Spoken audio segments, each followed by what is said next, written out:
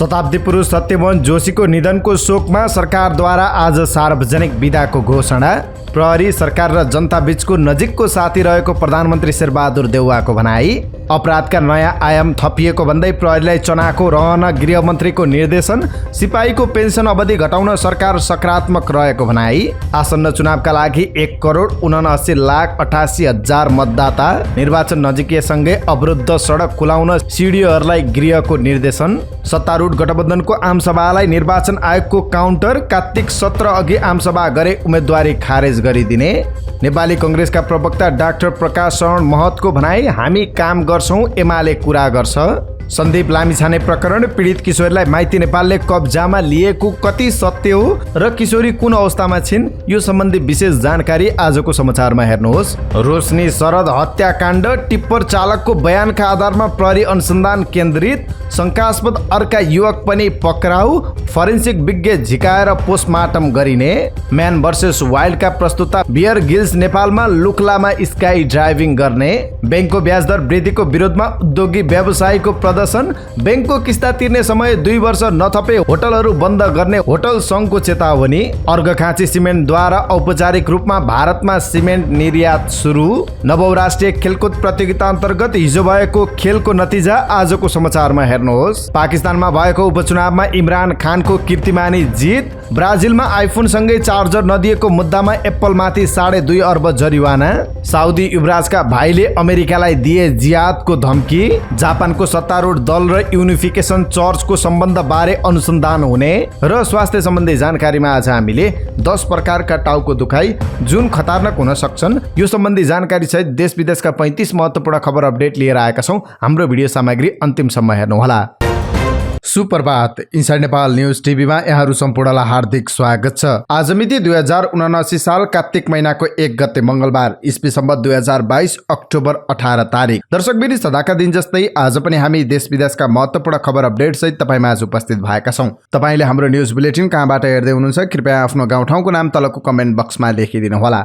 आउनुहोस् आजको समाचार सुरुवात गरौं। शताब्दी पुरुष सत्यमोहन जोशीको निधनको शोकमा आज सरकारले सार्वजनिक बिदा घोषणा गरेको सम्बन्धी बाट समाचार सुरुवात गर्नुभन्दा अगाडि सबैभन्दा पहिले हामी क्षमा प्रार्थी छौं। हिजो हामीले प्रसारण गरेको सार्वजनिक बिदा सम्बन्धी सूचना फरक पर्न गएकोमा र यसले तपाईहरुलाई पारेको असुविधा प्रति क्षमा प्रार्थी छौं। अन्य राष्ट्रिय सञ्चारहरुमा आएको सूचनालाई हामीले आधार मानि तपाईहरुमा सम्प्रेषण गरेका थियौं। आगामी दिनमा अझ सजग र सचेत भएर तपाईमाझ सही र सत्य सूचना प्रवाह गर्ने प्रतिबद्धता व्यक्त गर्न चाहन्छौं।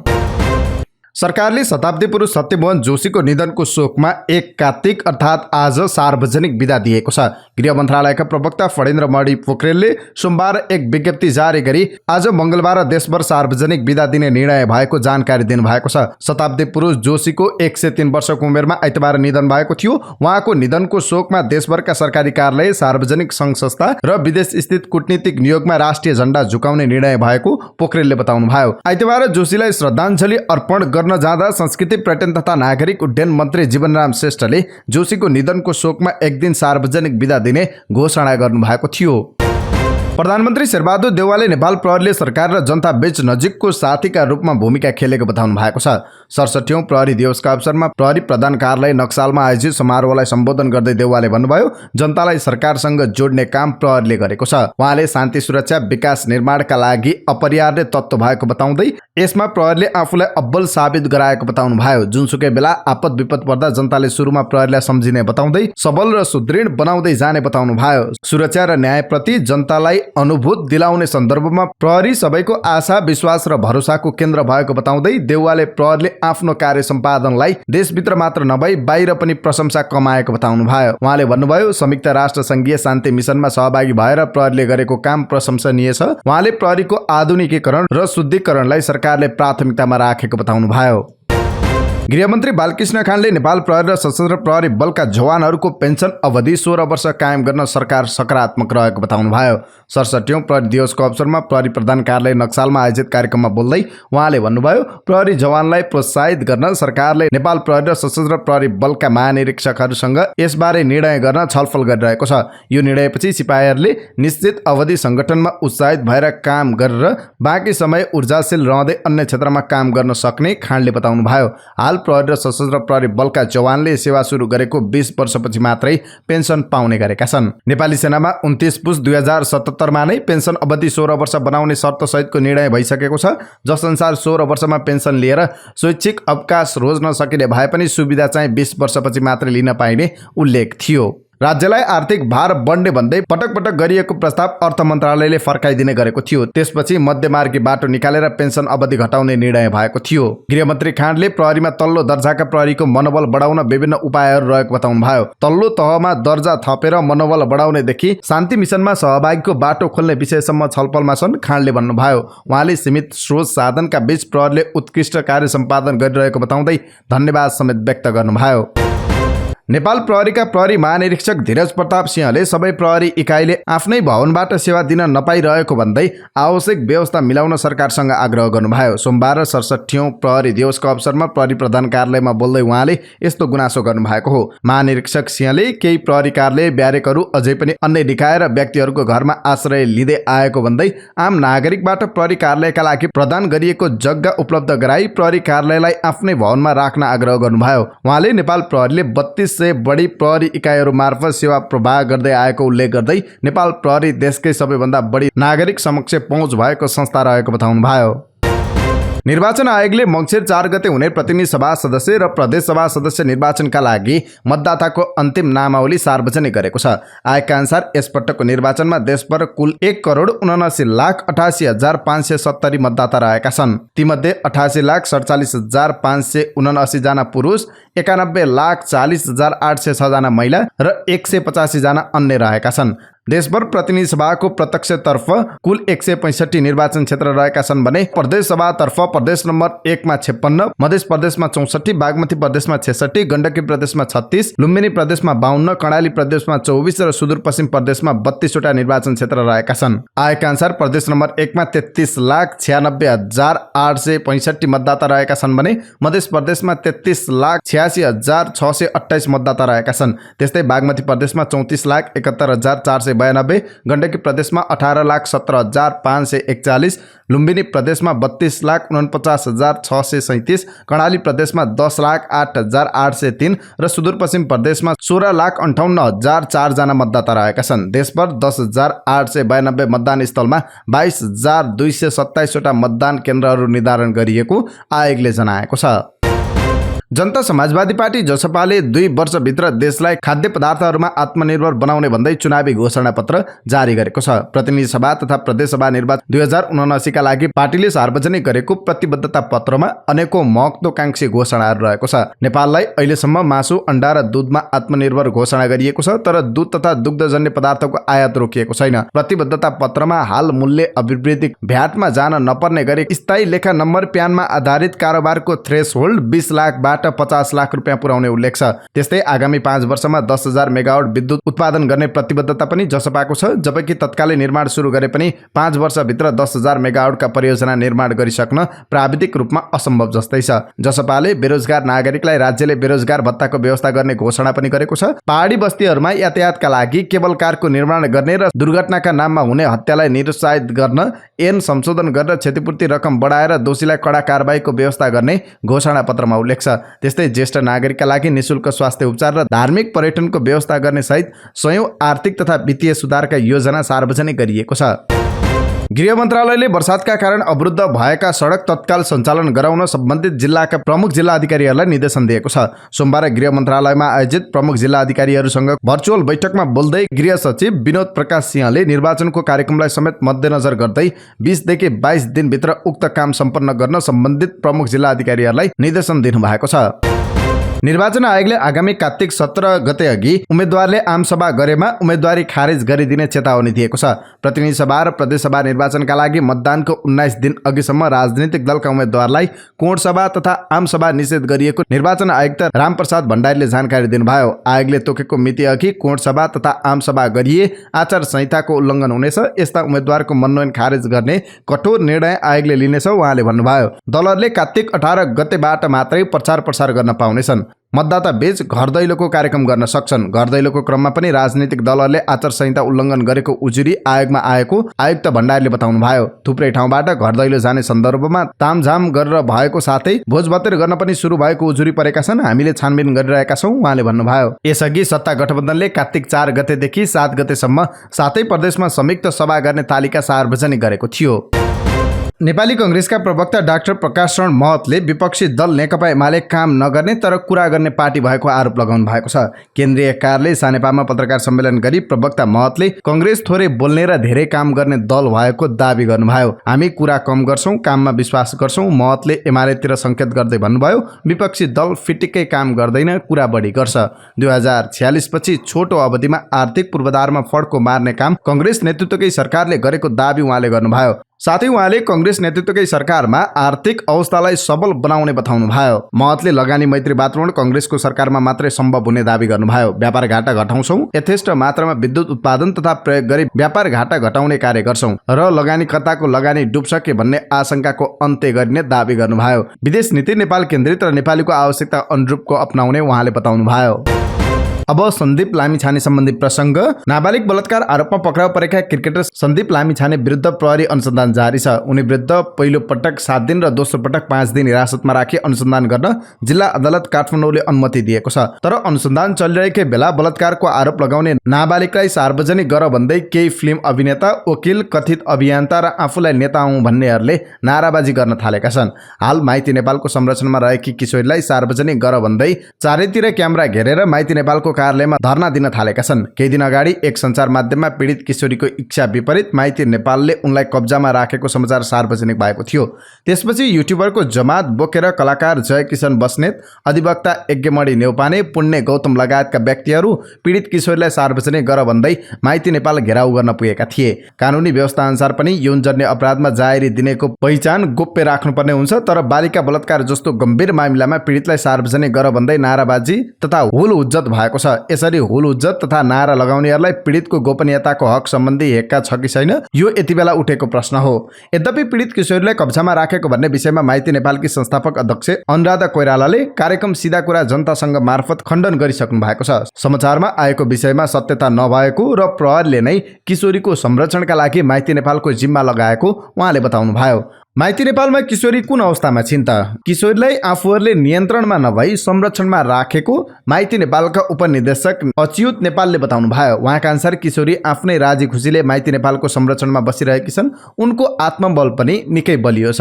पढाइमा समेत उनी निकै अब्बल रहेको बुझिएको छ। अहिले कलेज बिदा भएकाले माइती नेपालले उनलाई अध्ययनका लागि ल्यापटप दिएको छ। उनी प्राय अध्ययनमै व्यस्त हुन्छन्। यो समयमा उनले भागवत गीता पढेर सकिसकेकी छन्। उनी सामाजिक सञ्जालबाट टाढा छिन्। आफ्ना सामाजिक सञ्जालका एकाउन्टहरू डिएक्टिभेट गरेर उनी कानुनी लडाईँका लागि तयार भएकी छन्। माइती नेपाल बसेदेखि दशैंमा एकपटक मात्रै आफ्ना बुबासँग भेट गरेकी छन्। त्यो पनि प्रहरीको उपस्थितिमा। किशोरीका बुबा र आमा बीच सम्बन्ध विच्छेद भएको छ। दुवैले दोस्रो बिहे गरेर आफ्नो नयाँ परिवार बसाएका छन्। यद्यपि किशोरीको सम्बन्ध आफ्ना बुबा र आमासँग राम्रो रहेको छ।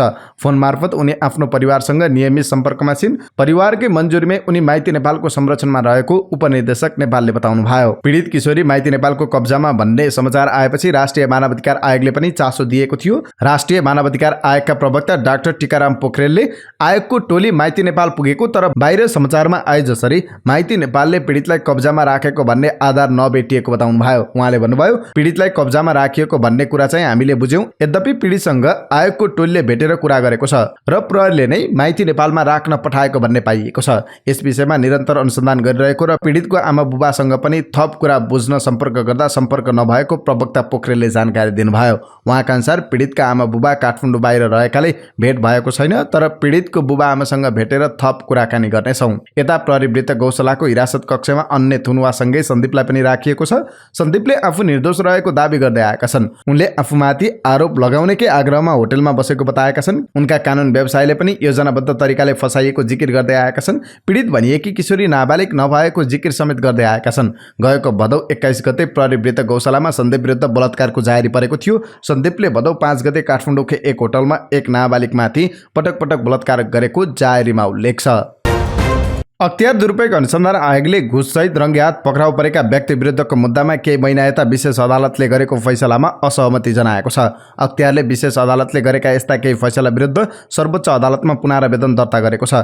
करिब 1.5 वर्ष अघि सर्वोच्च अदालतले घुससहित रङ्गेहात पक्राउ परेको घटनामा अख्तियारले आफैले रकम उपलब्ध गराएको स्टिङ अपरेसन पाइए त्यसलाई प्रमाण मान्न नहुने फैसला गरेको थियो। त्यो फैसलापछि विशेष अदालतले अधिकांश रङ्गेहात घुस सम्बन्धी मुद्दामा आरोपितहरूलाई सफाई दिएको छ। यहाँ अख्तियारकै कमजोर अनुसन्धान र त्रुटिले भ्रष्टाचार मुद्दा कमजोर भयो र विशेष अदालतले उनीहरूलाई सफाई दिएको हो भन्ने भाष्य मात्रै स्थापित भयो। अख्तियार दुरुपयोग अनुसन्धान आयोगका प्रवक्ता श्याम कुमार भण्डारीले भन्नुभयो, केही मुद्दामा पर्याप्त तथ्य र प्रमाण रहे पनि त्यो हेरिएन, अचुवाको भरमा फैसला भयो भन्ने आधारमा हामीले पुनरावेदन दिएका छौँ।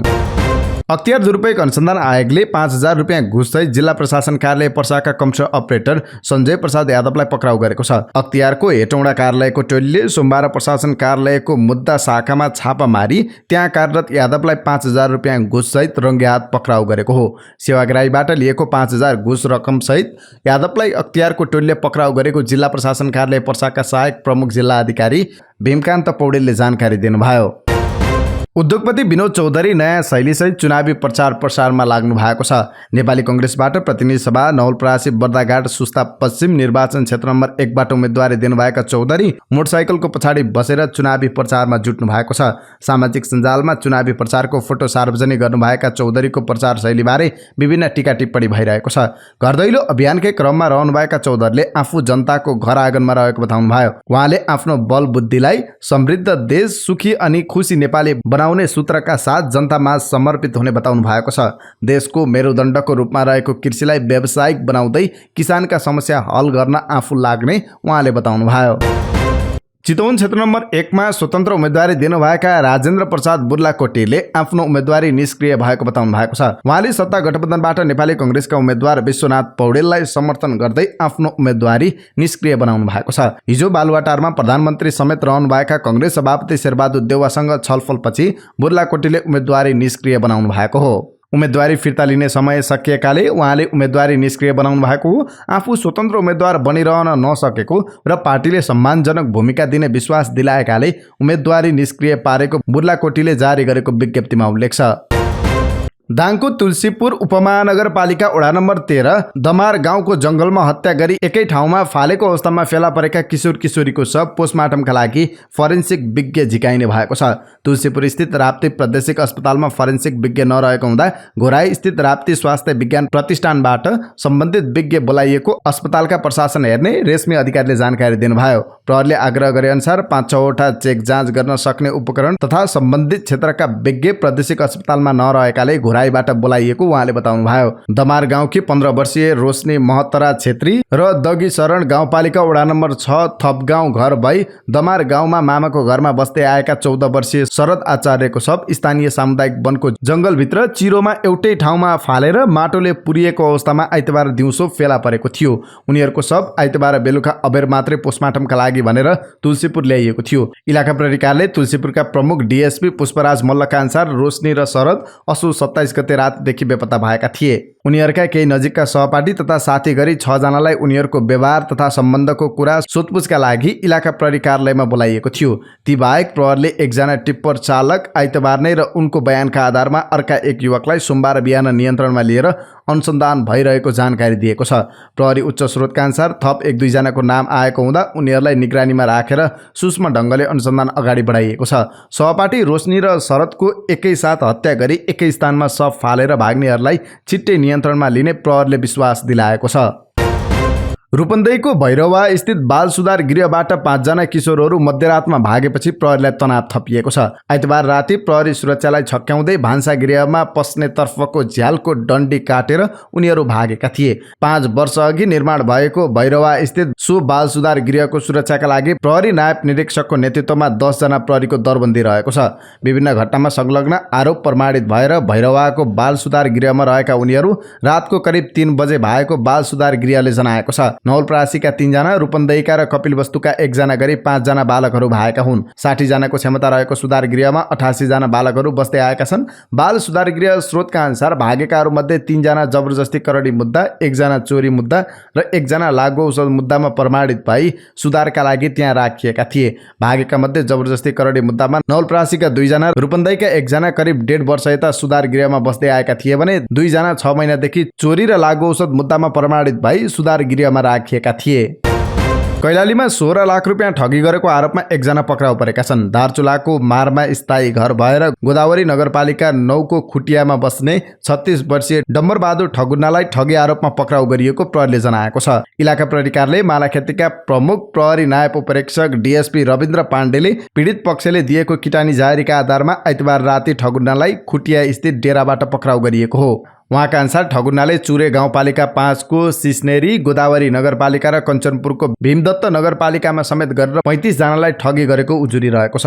ठगुन्नाले उनीहरूलाई 45,000 रुपियाँका दरले रकम लिएर कैलालीको गौरीगङ्गा नगरपालिकामा 1 कट्ठा ऐलानी जग्गा खरिद गरिदिएको भन्दै नक्कली लाल पूर्जा थमाएको पाइएको छ। भूमि आयोगमा आफ्नो पहुँच भएको बताउँदै रकम लिएर नक्कली लाल पूर्जा बाँडेपछि 15,75,000 रुपियाँ लिएर फरार भएका ठगुन्नालाई पीडित पक्षले समातेपछि प्रहरीलाई बोलाइएको थियो।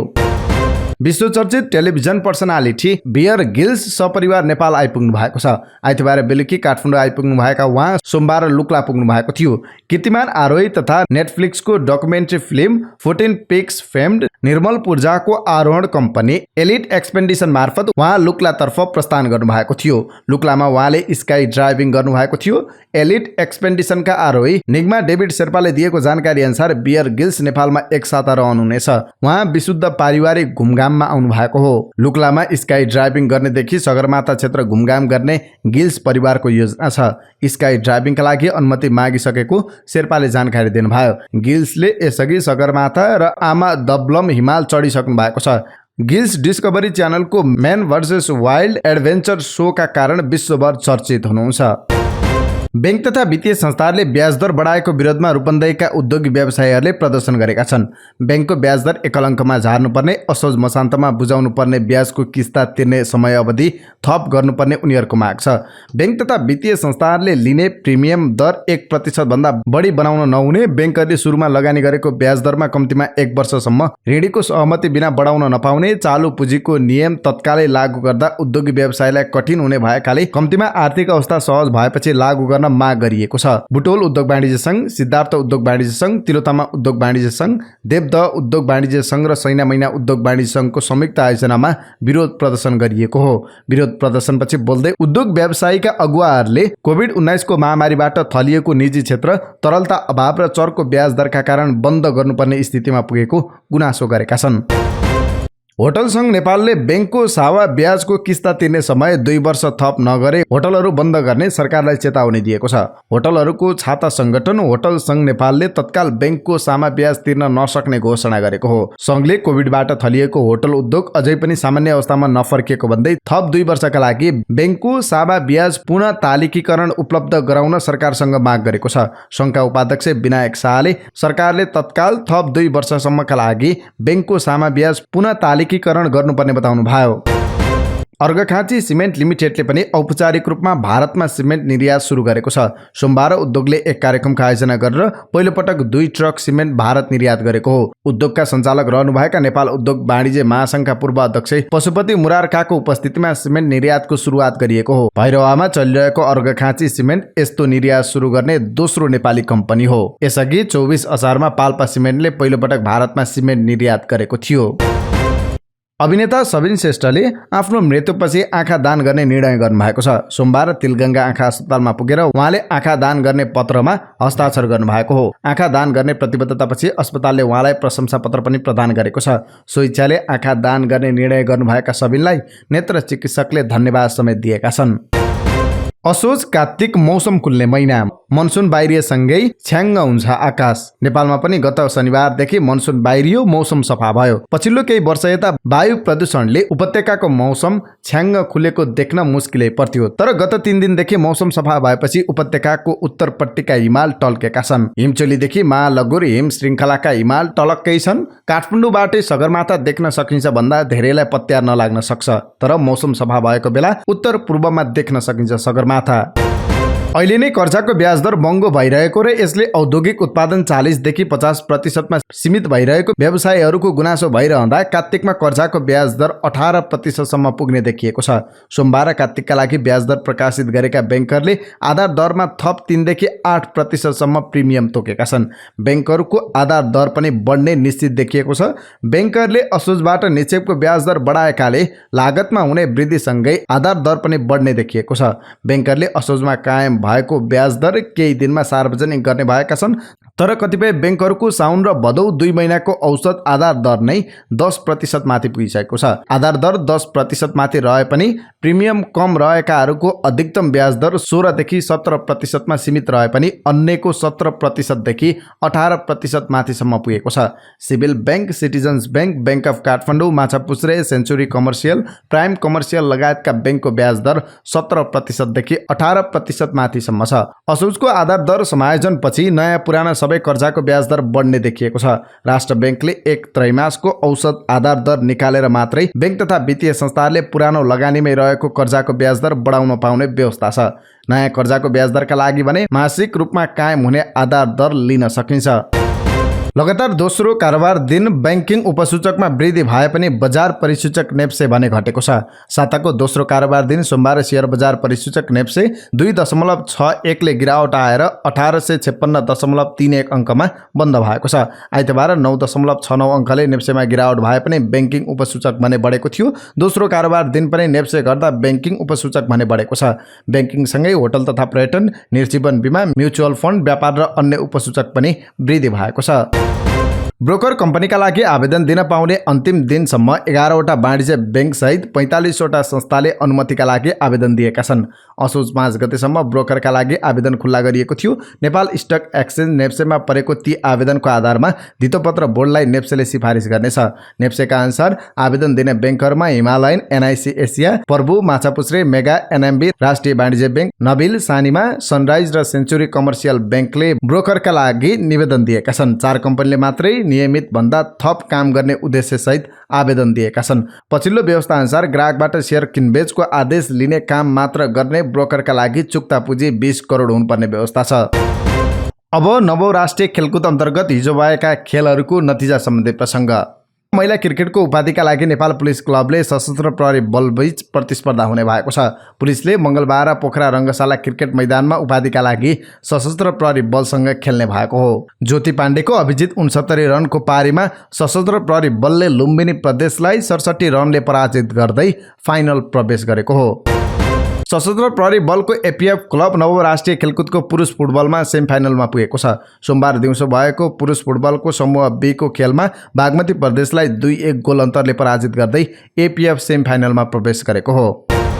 भारोत्तोलनको महिला 59 केजी तौल समूहमा नेपाल आर्मी क्लबकी कमला श्रेष्ठले स्वर्ण जितेकी छन्। पोखरा उद्योग वाणिज्य सङ्घको हलमा भएको प्रतियोगितामा सोमबार सम्पन्न प्रतिस्पर्धामा कमलाले कुल 153 केजी भार वहन गरी स्वर्ण जितेकी हुन्। कमलाले स्न्याचमा 68 र क्लिन एन्ड जर्कमा 85 केजी भार वहन गरेकी थिइन्।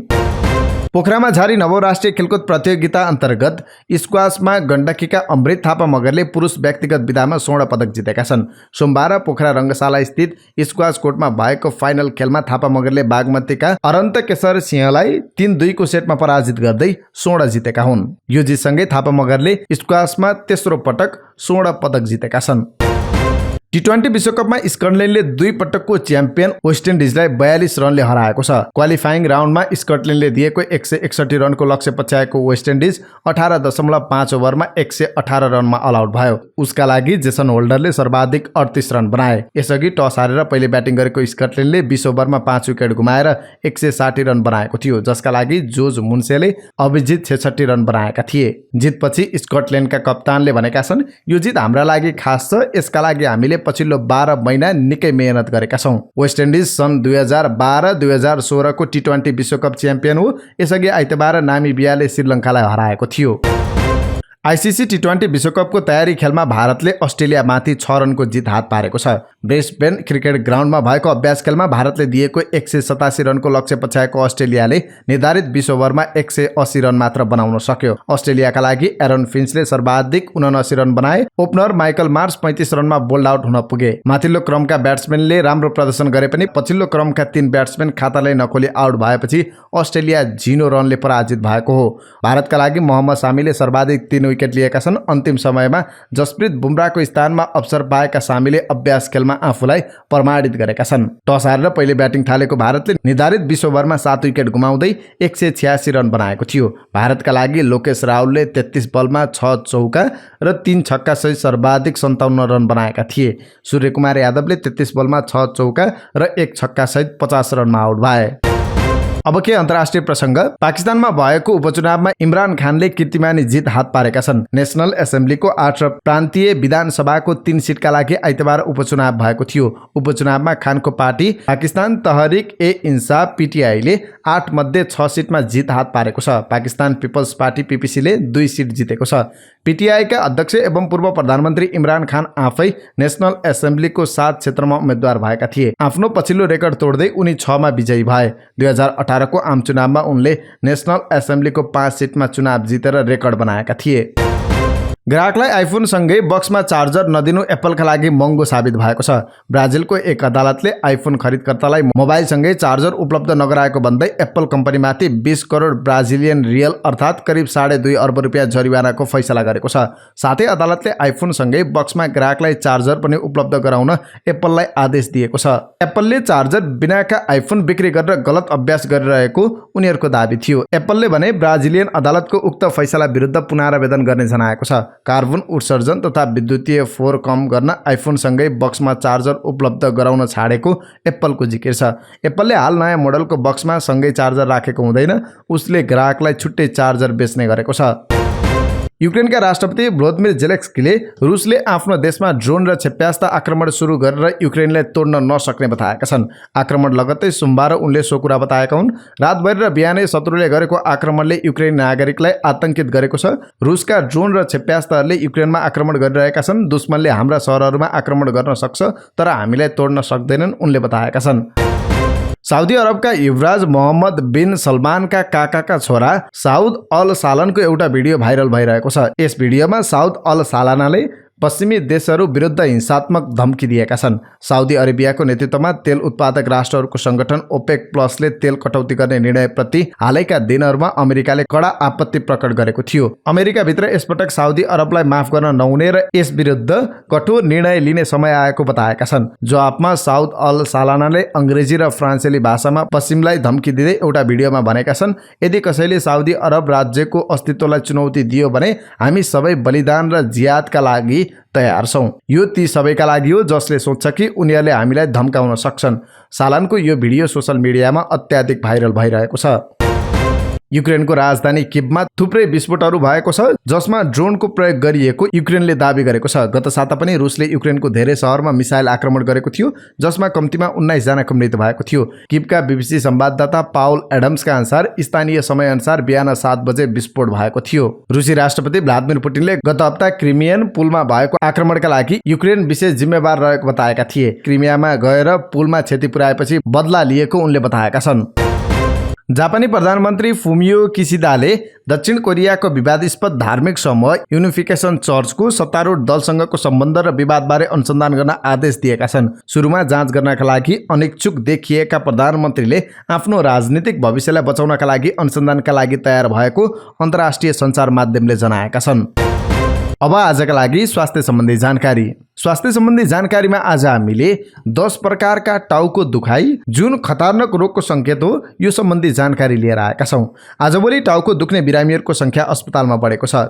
तर यसको उपचार सम्भव कति छ भन्ने बारे विज्ञानले अहिलेसम्म कुनै उत्तर दिएको छैन। केही वर्ष यता सिटी स्क्यान, एमआरआई जस्ता उपचार पद्धति पनि प्रयोग हुन थालेका छन्। त्यही पनि कयौं अवस्थामा टाउको दुख्नुको कारण पत्ता लाग्न सक्दैन। यसो त टाउको दुख्नु आफैमा एउटा रोग हुनै पर्छ भन्ने पनि छैन। अन्य रोगका कारण पनि हाम्रो टाउको दुखिरहेको हुन सक्छ।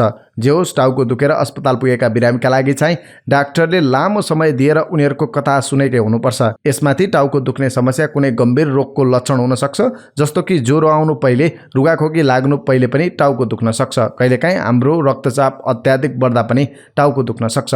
तर ब्लड प्रेसर बढ्दा टाउको दुख्ने समस्या चाहिँ 20% बिरामीमा मात्र देखिने चिकित्सकहरू बताउँछन्। अरू रोगका कारण वा समस्याका कारण हुने टाउको दुखाइलाई सेकेन्डरी मानिन्छ। तर टाउको दुख्ने नै समस्या पनि छुट्टै रोग हुन सक्छ। माइग्रेन एउटा यस्तै रोग हो जसमा टाउको दुखिहाल्छ। तर केही अवस्थामा टाउको दुख्नु चाहिँ निकै खतरनाक हुन सक्छ। कस्तो अवस्थामा तत्काल र जतिसक्दो छिटो चिकित्सक कहाँ पुग्नुपर्छ त? यदि टाउको यति साह्रै दुखेको छ कि यसअघि तपाईले कहिले पनि यस्तो महसुस गर्नुभएको थिएन, यस्तो अवस्थामा तपाईँ तुरुन्त चिकित्सक कहाँ पुग्नुपर्छ। र पहिलोपटक टाउको दुखिरहेको छ र त्यो अत्यन्त चर्को गरी दुखिरहेको छ, यस्तो अवस्थामा पनि तत्काल चिकित्सकलाई देखाउनुपर्छ। साथै यदि टाउको दुख्न साथ पहिले बान्ता भएको थियो र बान्ता भइसकेपछि टाउको झन बढी दुखिरहेको छ भने पनि चिकित्सक कहाँ जानु होला। यदि टाउको दुख्दा कोही बेहोस भएको छ भने र शरीरको सन्तुलन बिग्रिएको छ भने वा बोली लटपटिएको छ भने तत्काल उपचार गर्नु आवश्यक हुन्छ। यदि झुक्दा वा खोक्दा वा कुनै गाह्रो सामान उठाउँदा टाउको दुख्छ भने तत्काल उपचारका लागि अस्पतालमा सम्पर्क गर्नुपर्छ। यदि टाउको दुखाइका कारण कोही सुत्न सकिरहेको छैन भने तत्काल चिकित्सक कहाँ पुग्नु होला। यदि रातभर सुतेर उठ्दा पनि बिहान टाउको दुखिरहेको छ भने एकपटक चिकित्सक कहाँ जानै पर्ने हुन्छ। त्यस्तै यदि कोही 55 वर्षभन्दा माथिको छ र पहिलोपटक यो उमेरमा पुगेपछि टाउको दुखेको अनुभूति गरिरहेको छ भने यस्तो व्यक्तिहरूले पनि तत्काल अस्पताल गएर चेक जाँच गर्नुपर्छ। यदि टाउको दुखिरहँदा टाउकोको दुई भागमा अट्याउँदा झन बढी टाउको दुख्छ भने अस्पताल जानुपर्ने हुन्छ। साथै यदि टाउको दुख्न थालेको केही दिन केही साता भइसकेको छ र यो झन्झन बढ्दो छ भने तत्काल चिकित्सकलाई देखाउनु होला। यिनै समाचार सामग्री सहित हामी समाचारको अन्त्यमा आइपुगेका छौं। प्रस्तुत गरेको समाचार सामग्रीमा तपाईको केही टिका टिप्पणी भए तलको कमेन्ट बक्समा लेखिदिनु होला। दैनिक रूपमा सत्य अनि तथ्य खबर अपडेटका लागि हाम्रो यस युट्युब च्यानललाई सब्स्क्राइब गर्न नबिर्सिनु होला। जहाँ जाँदै हाम्रो भिडियो सामग्रीलाई एउटा लाइक अवश्य गरिदिनु होला। दिनभरको न्यूज अपडेट बेलुकी 5 बजे हाम्रो यस युट्युब च्यानलमा हेर्न सक्नुहुन्छ। तपाईको बाँकी पल सुखद रहोस्।